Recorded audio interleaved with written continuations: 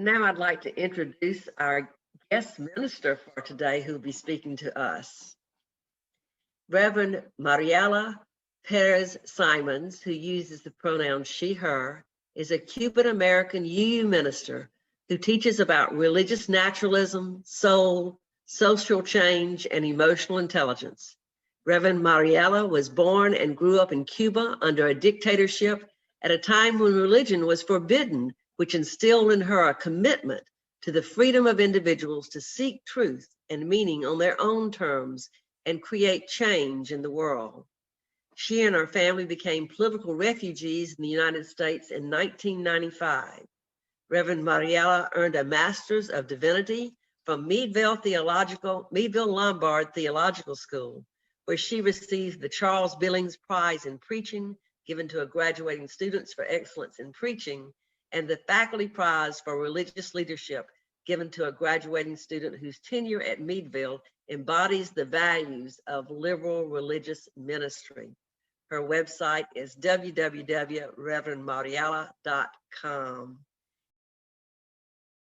You who don't know me, I'm Reverend Mariela. I use the Reverend in front of my name, not because I'm a Reverend, although I am, after 3 years of seminary and a lengthy process of ordination.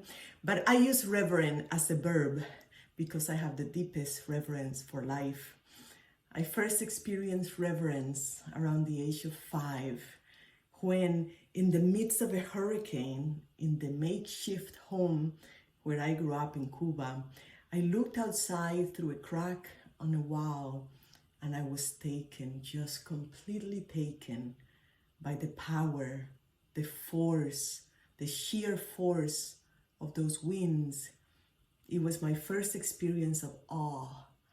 I never forgot the rush of energy in my little body, that feeling of fright, but also amazement, feeling so small in the presence of something so powerful and so big, but also feeling deep reverence at its tremendous power and beauty. Awe and wonder have that effect on us. They activate a current inside our bodies that makes us feel more alive and more connected to life and to the universe.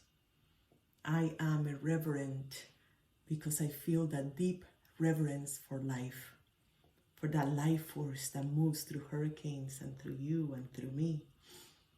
The second story comes from my first year of seminary, when I was working as a chaplain at a hospital. And one day when I was outside, a nurse asked me about my denomination. And I said, I'm a Unitarian Universalist. And she said, I never heard of that. Are you a Christian? I'm not, I said. Then what do you believe in? She asked me.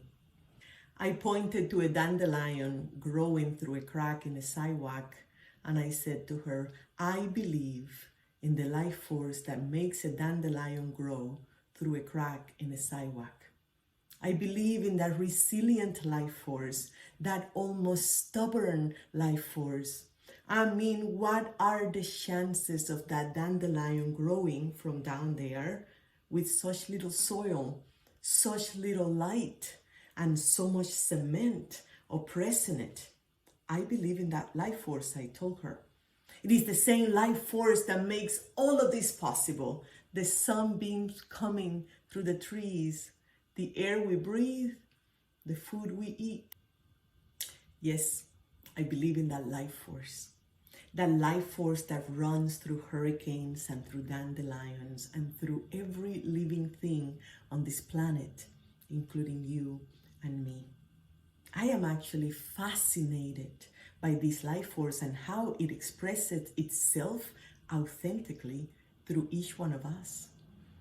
I see our soul as a seed or a bulb that life plants to express itself here on earth. For us to grow and flourish, the people around us are responsible to create the right conditions. And then we must do the same for others. This is our social responsibility, to create the right condition for the flourishing of all of life. Each one of us has our very own life-giving nature. And each one of us has the impulse to develop according to that true nature. The seed at the core of our being is our genetic code, our very own blueprint to follow, which has been passed down through a long lineage of ancestors.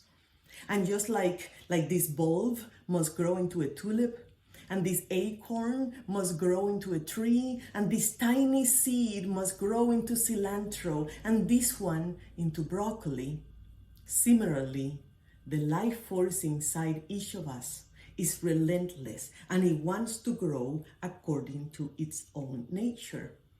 Each one of us has this impulse to grow into our own personhood, to express itself the way that God or life or nature or spirit or the universe intended.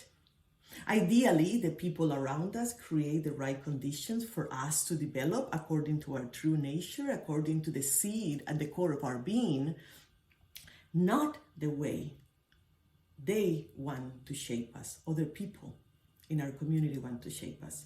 When fully grown, the tulips give their beauty, and the oak gives its shade, and the cilantro adds delicious flavor to our food, and the broccoli gives us calcium to have strong bones. And that is how I understand the web of life. Each thing plays a role, supporting one another, supporting life itself, life giving life to itself. That's why we are here, I believe, to give of our authentic expression, to serve the whole web of life, because everything plays a role in the ecosystem. But injustices get in the way of that flourishing, the flourishing we need to serve the world. Society is built in such a way, our society is built in such a way that it doesn't provide the right conditions for everyone's seed to flourish. In fact, our society in this country runs and operates by systems that are oppressive to that life force. These are not natural systems.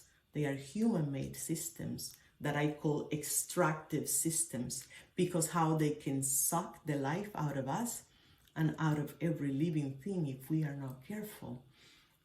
They are actually self-destructing systems. But since they are human-made, they can be changed. That's the good news.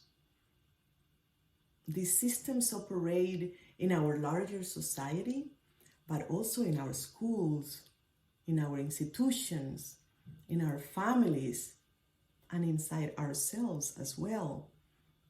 And so the question I constantly ask myself is this: is this life-giving? Is this life-giving to me or to others? Is this constant sense of urgency, this go, go, go, go, go, where I can't even catch my breath, is this life-giving? No, it isn't. Are my prejudices life-giving? No, they're not. Is buying the largest house I can afford and isolating myself in there life-giving to myself or to others? It is not. Those are the questions I try to ask myself to make sure I'm orienting myself towards life and not towards capitalism and those systems that oppress my life force and the life force of so many others. I believe, beloveds, that if we are to heal ourselves, our society, and our planet, we need to adopt better social systems that protect all of life.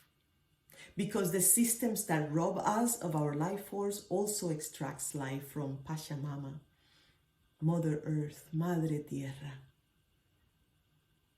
I'm interested in oppression and repression and depression, because these lived experiences has made me understand how they are all connected. How capitalism, the patriarchy, white supremacy, the desecration of the earth, the disrespect and violence towards women, ableism, racism, transphobia, and so on and so forth are all related and are all harmful to our society and to ourselves as individuals, as well as to the earth. It's important for us to look at these systems, to really look at them and see how they extract our life force. And I think we also need to find and embrace the opposite desperately, urgently. What are the teachings, beloved? What are the theologies, the practices, the lifestyles that are life-giving, that create the proper environment for the flourishing of life inside ourselves and throughout the rest of the web of life? Even before the pandemic, many of us were already feeling disconnected, overworked, and depleted. Our bodies were exhausted from living in one of the most overworked and industrialized nations in the world. In a society that demands so much from us, that takes so much from us. And then with the pandemic, our inner resources were depleted even more. So what do we do now? What do we do now? How can we replenish our low resources? How can we regain our vitality? How can we bounce back after the pandemic, but not go back to the unhealthy habits that were causing so much harm to ourselves and to the earth? As a person who has lived under multiple oppressions, and as a minister whose purpose is to alleviate suffering and to awaken the love that is possible in this world, as Mark Nepo says, to awaken the love that is possible in this world, I want to share this framework with you. It's a framework I call Savoring and Serving. Savoring life and serving life. Savoring as a way of seeing how life loves us, how we are connected to it, and serving as a way of giving back to the web of life, of loving the web of life. Savoring really is all about mindfulness, about paying attention to what is in front of us and what emerges through us. Savoring is all about using our senses, or coming home to our senses. And this often begins with wonder. I wonder if the mangoes are ready to eat now. They're on the kitchen counter and they smell like paradise. You see, savoring mangoes, which reminds me of my childhood in Cuba, has been a coping mechanism during this pandemic. So I wonder which intelligence designed 10,000 taste buds on our tongues for our savoring pleasure.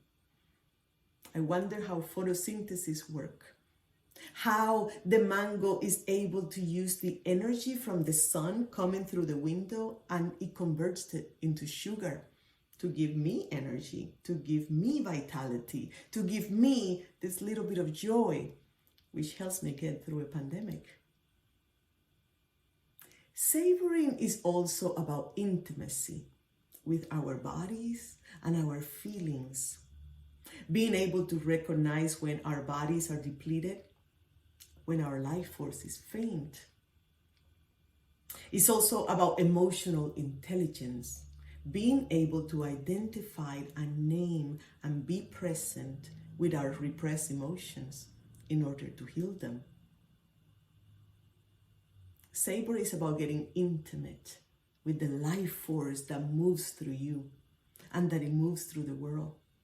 But with this life force that moves through us and that wants to express itself in the world, to be of service to the world. And then on this other side of the infinity symbol, we have serving life, which is about giving back to the web of life. Serving is also about getting proximate to situations that are not as sweet as the mango, but that are still very much part of life and that need our attention. Serving is about wonder too. I wonder about the life of my neighbors. I wonder about the experiences of my Black friends. I wonder what it's like to transition from one gender to another. I wonder what it's like down at the border, and I get proximate, I get closer as a practice. I use wonder as a posture in life, as an orientation towards life, understanding life better, my life force and the life force of others. Serving is about working in service of that life force that moves through us and that wants to express itself in the world. And it's also about creating the right conditions for all of creation to grow and flourish according to their true nature, according to the seed at the core of their being. Just as I see the earth as sacred, not because it is omnipotent, but because it is vulnerable and precious and of tremendous value to us, I see our souls, the seed at the core of our being, the same way, that they are sacred and vulnerable and precious, and they need our attention. We haven't paid attention to our soul enough in this society. I have the deepest reverence for life and for that life force that runs through you and through every living thing. So, savoring and serving, I find more balance in my life when I practice both, when I'm in this flow from one side to the other. If I savor too much, I become selfish. It's all about me and my hunger and my appetite for life. I want to consume and to consume. And we know what overconsumption does, what greed does, what kind of harm it does to the web of life. But if I serve too much, I get depleted and I lose touch with the core of my being.